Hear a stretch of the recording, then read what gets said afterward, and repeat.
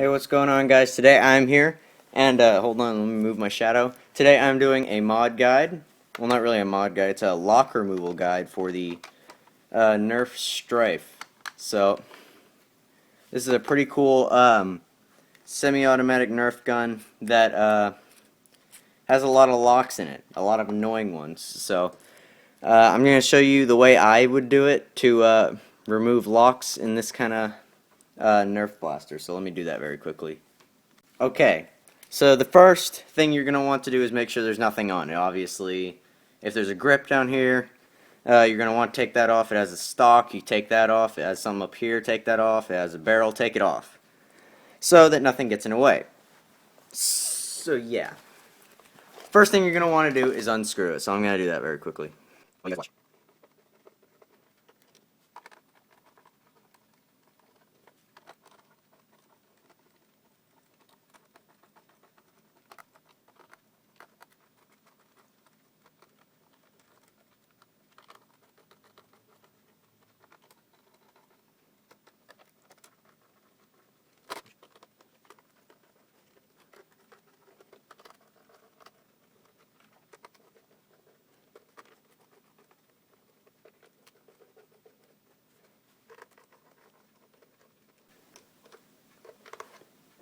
Okay, so I think that's it. Now, time to start prying this thing off.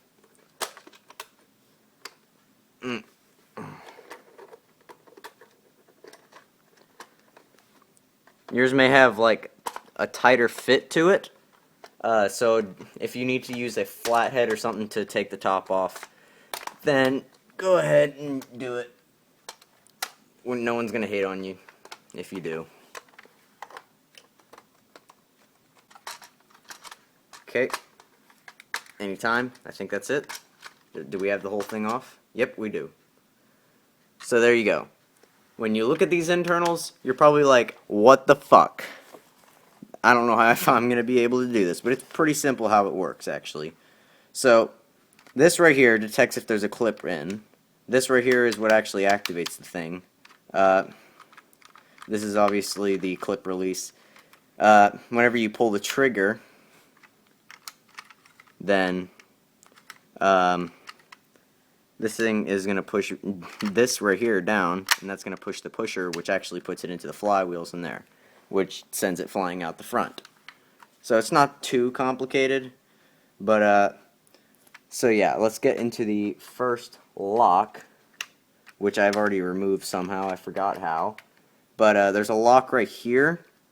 I guess they removed it on the XD or not. I'm not sure. But yeah, there's a lock originally right here that prevents you from pulling the trigger whenever you have a magazine that's empty. I guess mine fell out or broke or something. I don't know. I don't remember ever taking this thing apart, but yeah. So we're going to go over to the first lock that we can actually see in the blaster. Okay, so the first lock we are going to remove, I guess, is the clip lock, which is in here. So that means we're going to have to unscrew this right here to get into it. So let's go ahead and get into that. My cat's sitting here watching me. Okay, so once you do that, all you have to do is lift this up and get it over it like that. Alright, and then next you have to remove the trigger thing right here. You're going to be putting these back, so don't worry about it. If you end up losing the screw, then you might be a bit screwed. Okay, so there we go. Alright, now once you have this off, then you can just take the trigger off, set it somewhere. You're going to need it later. Alright, and now there's two tiny screws right here that you're going to have to take off. I don't know if you can see that. There's one there, one there. You can just simply unscrew these, if I can get a good grip. Like you can unscrew everything else the entire time. Okay, now once you've done that, this piece should come right off. You can keep it or not, depends. So, then you can see how this thing actually works. So, you can take this thing out and this thing out. I don't know if you want to put those back or not. So, this is the actual lock itself. Let's see if I can get this out of here. Like so. There you go. So this is it itself. So when you push down this button, it activates something in here, which will continue the circuit. If you don't want to cut this or solder it, you don't feel comfortable with cutting it, that's understandable. What I'd use is some tape. Doesn't matter what kind of tape it is, as long as it's strong enough. So I'm going to get a piece of tape, and I'm going to tape that button closed. So we're just going to take the tape, move the wires a bit, push the button down, and there. And some people are probably already commenting saying, why don't you just solder the thing back together? Some people are not comfortable with doing that. Some of them just don't have permission from their parents to do it. That's perfectly fine. So once you put the tape on and it's pretty secured, you can just stick it right back in there. And I guess this time I'm going to put the plate back on. If I can figure out how it goes back on. I can never figure out how this thing gets back on.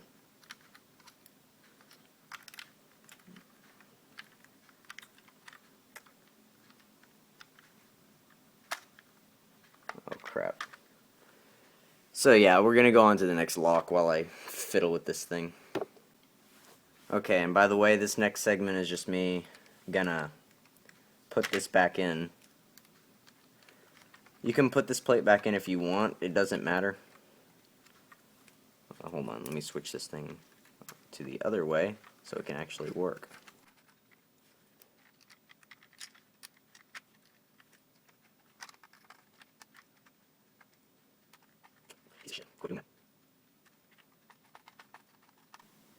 Alright, so that should be fine now. So now all you're going to want to do is close and put all these trigger locks, well not trigger locks, but just pieces of everything back in. So you're going to want to put this screw back. I don't think there's anything else you're really going to want.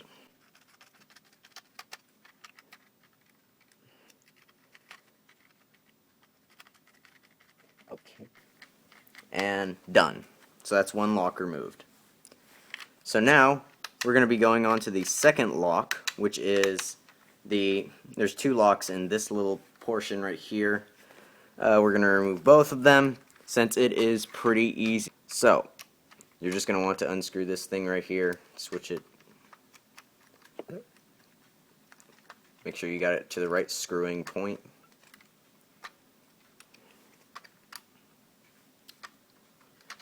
Hey guys, I'm sorry about that. I guess my camera cut off for some reason. I guess it ran out of memory.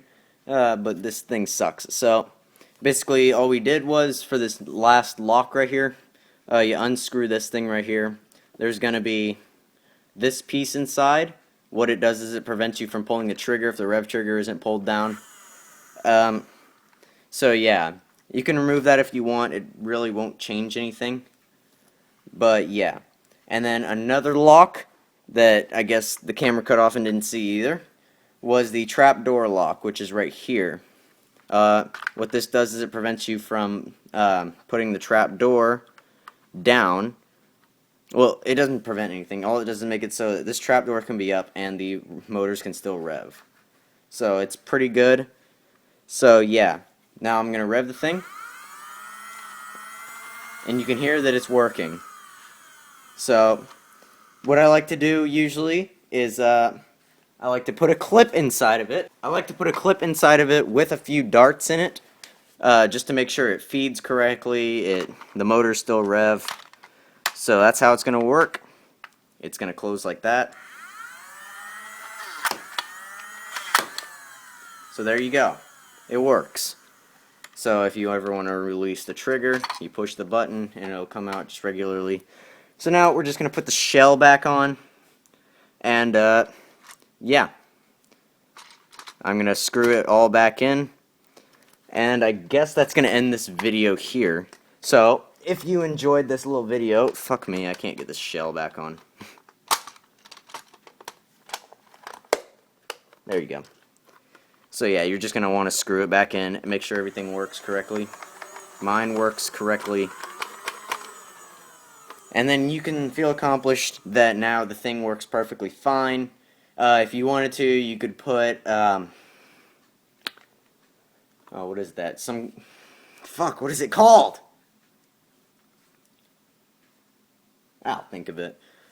Silicone grease, that's what I'm thinking of. You can put silicone grease in all the places that are movable to make it a little more slipperier, a little more flexible, but if you want to do all that, then you can. But I'm not going to because it's just too much work for me. So yeah, I hope you enjoyed this video, and if you did, leave a like.